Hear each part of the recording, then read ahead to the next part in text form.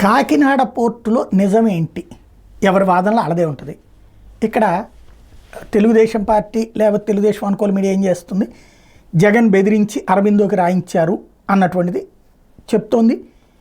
అదే సమయంలో వైసీపీ వాళ్ళు ఏం చెప్తారు, 10 రూపాయల షేర్ 229 రూపాయలు పెట్టి కొంటే అది అరబిందో వాళ్ళు కొంటే మాకేంటి సంబంధం అంట. అరబిందో అంటే విజయసాయిరెడ్డి వాళ్ళ వేంకుడిదే కాబట్టి ఆయనకి మీకే సంబంధం ఉందని వీళ్ళు అంటారు. ఇది నడుస్తుంటుంది. అయితే ఇవాళ సాక్షి దానికి ఆన్సర్ ఏం చేసుకొచ్చింది, డీప్ వాటర్ పోర్టులో వాటాల అమ్మకాలు కొనుగోలు పూర్తిగా ప్రైవేటు వ్యవహారం. పోర్టు ప్రమోటర్ కేవీ రావు నుంచి 41% వాటాను మాత్రం అరబిందో సంస్థ కొనుగోలు చేసింది. మిగిలిన 59% వాటా కేవీ రావు సంస్థ వద్దే ఉన్నాయి. అంటే కాకినాడ డీప్ వాటర్ పోర్టు యాజమాన్య హక్కులు ఎప్పటికీ కేవీ రావు సంస్థ చేతిలో ఉన్నాయి. పోర్టు వ్యవహారంలో నిర్ణయాధికారం కేవీ రావు సంస్థకే ఉంది.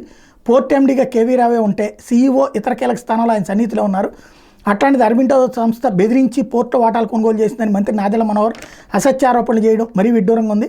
అంతగా బెదిరించి వాటాలు కొనుగోలు చేస్తుంటే డబ్బులు ఇచ్చేందుకు వాటాలు కొంటారు, ఫ్రీగానే తీసేసుకునేవారు కదా. కనీసం మెజార్టీ వాటాలు అంటే 51% వాటాను దక్కించుకునేవారు కదా కూడా. దాంతో పోర్టు వ్యవహారంలో నిర్ణయాధికారం కూడా అరబిందో సంస్థకే దక్కేది. అంతేగాని పోర్టుపై నిర్ణయాధికారం కేవీ రావు సంస్థకి ఎందుకు విడిచిపెడతారు? కానీ అరబిందో సంస్థ 41% వాటాన్ని కొనుగోలు చేసి పోర్టులో మైనార్టీ పార్ట్నర్గా ఉంది. మిగిలిన 59% వాటా కలిగిన కేవీ రావు సంస్థే పోర్టుపై నిర్ణయాధికారాన్ని అడ్డుపెట్టుకుంది. వాస్తవాలు ఇవి, కానీ వాటిని వక్రీకరిస్తూ టీడీపీ కూటమి ప్రభుత్వం పెద్దలు ప్రజలు మభ్యపెట్టేందుకు అసత్యారోపణలు చేస్తున్నారు, నిపుణులు స్పష్టం చేస్తున్నారు. వీళ్ళ నిపుణులు చెప్పారన్నమాట. ప్రైవేట్ లావాదేవీలో చంద్రబాబు ప్రభుత్వ జోక్యం ఎందుకు అంటూ దాన్ని హైలైట్ చేసింది.